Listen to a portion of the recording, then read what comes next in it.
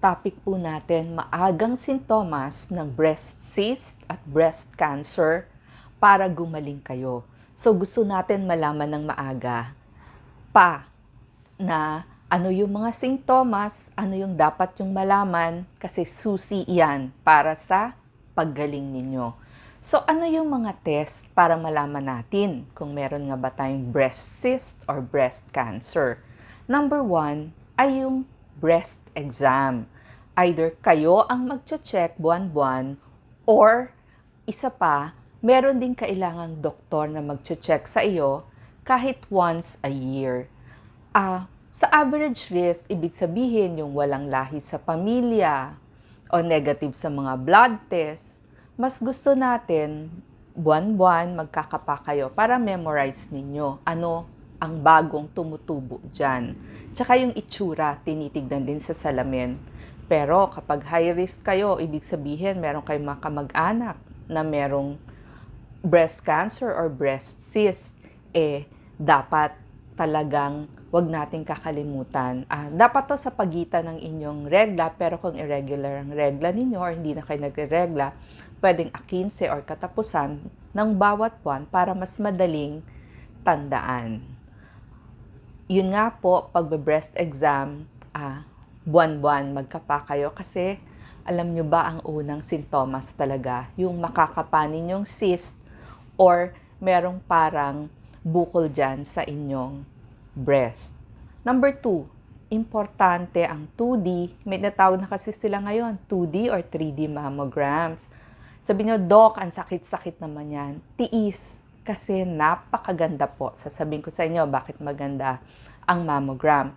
Low dose lang po ang x-ray nito, pero epektibo. Importante kasi nagpapababa ng 41% ng pagkamatay ng may breast cancer. So, nadadiagnose niya 87% out of 100% ng merong mga bukol. So, kaya ganun siya kaganda. Sa rekomendasyon, sabi nila 45 to 54 years old. Pero kung high risk kayo, edad 30 pa lang, magsimula na kayo. Sasabihin ng iba, 40 or 44. Ako po kasi, edad 30 pa lang, nagsimula na ako. Minsan po, isisingit-singit ko yung karanasan ko para maging example sa inyo. Number 3, MRI, magnetic resonance imaging. So, magnet to, tsaka radio waves. Non-radioactive, so hindi naman ho kayo mahahawa ng radioactivity nun. Gusto mong malaman kung yung nakita sa yung bukol or cyst ay benign or cancerous o tinatawag nating malignant. So, para mawala yung agam-agam natin. So, nagpa-MRI, maganda siyang baseline para hindi kayo laging kinakabahan sa inyong pagbabantay. Number 4, para malaman kung talagang may cyst or bukol, breast biopsy. Ginagawa na lang po ito ng mga doctor natin sa kanilang klinika, lalo na kung may ultrasound sila. So, ultrasound guided, pwedeng outpatient, pumayag na po kayo. Huwag po kayong maniniwala dun sa mga maling experience o negative experience ng mga nagsasabi sa inyo kasi hindi po sila yung expert dyan. Yung doktor nyo pa rin, either the surgeon, nagagawa nun, ang eksperto. Kasi makikita na niya yung stage, ano yung diagnosis, kasi yung kukunin sa inyong sample ay ipapadala na agad sa laboratorio. So, kita talaga sa microscope. Kaya maganda talaga yung breast biopsy. Ngayon, mabalik tayo dun sa mammogram. Hindi ba merong mga conclusion yon? Para medyo nakakaintindi tayo ng conclusion, tsaka ano ba yung babantayan natin. Meron siyang BI-RADS, tinatawag na 0, hindi natapos, so incomplete. 1, negative. Ako po laging BI-RADS 2 for many years, ibig sabihin benign. Pero hindi po ako talaga nagpapalipas ng taon na hindi ako nagpamammogram. Number 3, pag BI-RADS 3, baka benign pa, pero every 6 months na, ang iyong follow-up sa inyong doktor. Pag 4, medyo nagdududa na, suspicious na. So, biopsy considered. Pag BI-RADS 5, highly suspicious. 6, biopsy na kasi mukhang cancerous na. Kasama po ito sa PhilHealth, kaya hindi nyo po pwedeng sabihin, ay wala po akong pera. Hindi, kung miyembro kayo ng PhilHealth, kahit po tayo mahirap, ay ginagawa tayong miyembro ng DSWD. Kasama po, ang hingin nyo dun sa inyong AKAP program is mammogram, breast ultrasound, pap smear, liver ultrasound. So yung low dose CT scan, baka pwedeng gawing MRI kung may makitang bukol. So sa mga yakap clinic, pwede ho tayong pumunta. Another test, ang number 4 natin, breast biopsy. Yung number 5, yung hormone receptor status. Ito yung pag nakitang meron ka ng cyst na biopsy ka na, ipapadala na rin po yung nakitang yon, yung status ng bukol nyo. So, titignan kung estrogen, progesterone, o HER2 proteins. Kasi doon, binabase ang paggamot ng targeted therapy. Tsaka yung diagnosis ninyo. Kaya susi talaga ang maagang pagpapagamot kasi doon ang inyong gamutan. Ngayon, eto na po yung mga maagang breast cancer sintomas na dapat ninyong malaman, mapababae at mapalalaki. Kasi po, ang mga men ay pwede rin pong magkaroon ng breast cancer. So, maganda po, nagkakapa din kayo, babae at lalaki. Bukol, yan ang unang-una talagang nakakapa. So, pag may nakapa kayong parang Holland dyan, o bagong tumubo, hindi lang po dun sa breast pati sa ilalim ng kilikili. Dapat ho yan kinakapa hanggang dito sa ating itaas ng shoulder o sa buong dibdib. Magkapa kasi nakakapa po yung lymph node o kulane.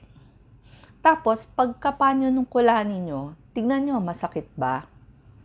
Pagkapa nyo sa sarili nyo, yung breast exam nyo, makirot ba ang inyong breast?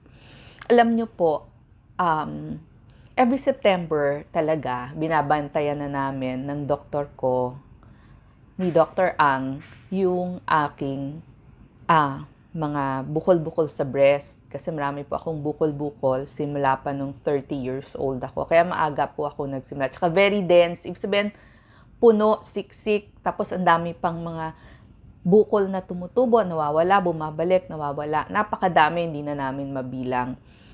So, kaya, yung kirot. So, dapat last September, BI-RADS 2, so benign. Noong 2024, 2025, pareho din, BI-RADS, benign. But then, nitong March, binigyan ako ng sign. Breast pain, masakit. Sabi ko ba, bakit masakit yung breast ko? So, isa yan sa maagang breast cancer sintomas. Kirot sa suso, masakit dun sa nipple area, or parang maga. Tapos yung balat ninyo, makikita nyo, parang butas-butas, parang kahel o orange. Namumula yung balat, tsaka yung iba bumabaliktad yung utong, o kaya naman may lumalabas na likido dun sa inyong nipple. Pero, makikita nyo yung makati-kati. So, akala nyo, nangangati lang o nangangapa lang inyong balat. So, kasama yun, kung masakit, makati, mas lumabas yung mga ugat dun sa lugar na yon. Yung kapa, lagi namang nandun yung nakakapa kong cyst. Nung mga nakakaraang taon, nandun nga, pero sabi, benign pa. And you know what? Yung same cyst na yon, yun pala yung nag-develop. From September lang to March, bigla na siyang naging cancerous. So, maaga, binibigyan tayo ng sign. So, yun yung maagang sintomas na sinasabi nyo. So, kaya nga kailangan talaga ito ang susi yung pag-check ng ating sarili at ma-diagnose ng maaga. So, in short, ang naging diagnosis ko, triple negative. Walang receptor sa estrogen, progesterone at HER2. Kaya hindi po ako binigyan ng targeted therapy. Pero, ang problem sa triple negative, Siya yung matapang, agresibo, kumakalat. Kaya kumakalat sa breast tsaka sa ibang parte ng katawan. So, tatanong niyo sa akin, ano ba yung gamutan? Gamutan, iba-iba po tayo ng gamutan. Bawat pasyente, kaya nga kailangan ma-biopsy. Kasi iba-iba ang tawag sa ating mga sakit. Hindi lang siya isa. Pero ang kagandahan po ngayon, modern na ngayon, napakarami ng pag-aaral. Maganda na ang mga gamot sa breast cancer at isa ito sa nagagamot na cancer. Yun nga lang, sa Pilipinas, pinakamaraming kaso tayo. Kasi kalahati ng populasyon natin, babae. Sabi ko nga, babae at lalaki pwede magkaroon nito. Chemotherapy, nilalagay sa ugat. Yan. So ngayon, nagpa-chemotherapy ako. Ngayong araw na to, dyan itinusok. Ito yung mga dati kong tusok. Yan. Kaya labas-labas na yung ugat. Dyan ko nagagamit yung mga ugat ko. Maraming mga pangalan yan. Cyclins, taxane, cytabine, gemcitabine, na maririnig nyo yung mga pangalan na cisplatin, carboplatin. Yan. Para ito yung mga carboplatin sa mga stage 4 or kaya mga namana or lahi. May tinatawag ding immunotherapy, yung Keytruda o pembrolizumab. Yung targeted, yun nga po yung mga Zumab, yung sa C2 Zumab, Olaparib, Talazoparib, maririnig nyo yan. At syempre, nandun yung opera. Last week, pinapunta na ako ng surgeon ko ulit. So, na-diagnose na niya, na-biopsy na niya. Sabi niya, magkita tayo kapag bago ka dun sa 8 chemo mo. So, nagpunta ako, sabi niya, sinilip na ulit, ultrasound guided. Sabi niya, tanggal lahat. Mastectomy. Payag ako kasi hindi ko naman na to kailangan. Nagamit ko na. May nagkaanak na kami. Pero yung kasabay ko na isang triple negative, lumpectomy lang siya kasi mas bata siya sa akin. Ako, sabi ko, Doc, hindi ko naman na to kailangan. So, pwede nang tanggalin. Ang isa pang pwedeng gamutan, radiation, ordinary radiation therapy. Pero kung sa lugar nyo, dito sa lugar namin may proton radiation, pwede nyo ring itanong. So, 2 kinds yan. So, ang daming gamutan para iligtas kayo. Ang nabigay sa akin, yung triple negative breast cancer nga. So, agresibo, bumabalik. Ang gusto mo lang, malagpasan mo yung 5 taon mo. Maabot mo yon. Pag nakuha, kaya nga susi ang maagang paggamot. Stage 2, 70, nakita nila sa mga pag-aaral, 70% in 10 years babalik. Pero pag stage 1 lang kayo naabot, nagamot kayo agad, 30% lang ang bumabalik in 10 years. Ba't ko sinasabi sa iyo, importante pa rin ang check-up after ng gamutan nyo. Huwag kayong makakalimot. Nanay ko, isip niya, magaling na siya after 5 years. Dahil sa US siya, dinadala ng mga kapatid niyang doktor, doon na siya napagamot, inabot na yung 5 years. Kaso hindi siya nakabalik. Doon pala, after 5 years, bumalik. So, hindi na namin, pagtingin namin, metastasis na. So, doon, kahit nagamot na kayo, taon-taon, mag-check up tayo. Ano naman yung nasa control natin bilang mga pasyente? Doc, yan naman, hindi naman control namin yan, hindi ba? Namamana at iba-iba pa. Ito yung nasa control natin. Pwede pa tayong mag-exercise, tamang nutrisyon, sabihin kumain tayo ng mas masustansya, tamang timbang, wag masyadong magpapataba. Wag din sobrang payat, tama lang. Tapos, kung younger age kayo, sabi ko nga, 40 to 60, mammogram ultrasound na. Pero, hanapin nyo, kung may history kayo sa pamilya, kapatid at magulang like ako, nanay ko, ate ng nanay ko, at ang auntie nila, so, direct line ha, may breast cancer at yung lola namin, may ovarian cancer. So, talagang namamana.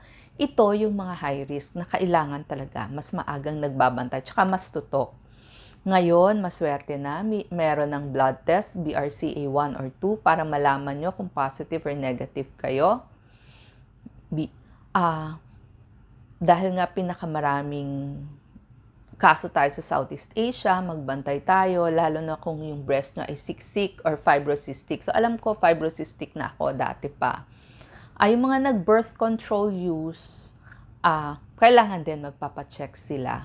Lalo na yung hindi nag-breastfeeding, kasi nung araw, hindi pa gaanong napupush yung breastfeeding. Unlike ngayon, talagang magbe-breastfeeding ang ina. Kaya lang baka may edad na siya nang unang nagkaanak. So, yan po yung mga high risk na dapat alam natin at sasabihin natin sa ating mga doktor. Ang immunotherapy ko, paclitaxel, carboplatin, pembrolizumab. Sabi ko nga, sa doktor kayo magtatanong kasi nagagamot na yan. Huwag ho kayong maniniwala dun sa mga negative experiences nang hindi nakaranas nitong sakit na to. So sabi ko, bakit ba ako binigyan nito?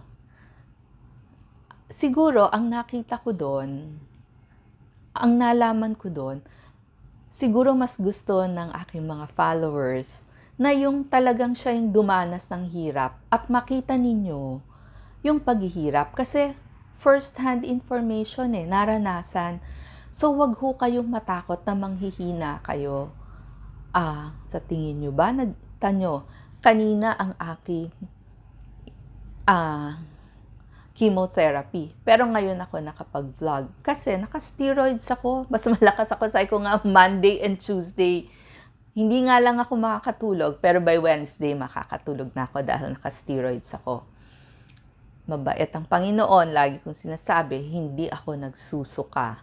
Kasi magaganda na po ang mga gamot para sa suka. May mga binibigay na sila, mga Akynzeo o Dansetron. Lahat po yan pwede nyong hingin dun sa inyong doktor. So, lahat ng makita ko na gusto ko, nakakain ko unti-unti, small frequent feedings. Minsan, mas magtatae kayo, kaya ingat lang, huwag kakain ng mga hilaw. Kailangan bagong luto. Pag sa tingin nyo, yung mga tirang pagkain sa ref, ay matagal na, huwag nyo na akong kainin, mas mabilis kayong magtae. So, yun lang, maging maingat. Huwag ho kayong maniwala sa mga negative experiences ng iba kasi hindi naman ho kayo pareho ng kaso. So, kung may mga kumakalat na ganong mga sabi-sabi, kwento, dun ho kayo maniwala sa expert. Kaya pinapapunta ko po kayo sa inyong oncologist. Magagaling na po ang mga oncologist sa Pilipinas. Magaganda na ang gamot para sa breast cancer. Ang kailangan nyo lang, maaga ninyong malaman yung sintomas, kaya po ito ang topic natin para makapunta agad kayo. Dahil nga, pag maaga kayo nagamot, yan ang susi para mabuhay tayo ng matagal. Marami na hong gumaling sa breast cancer. Maraming salamat po.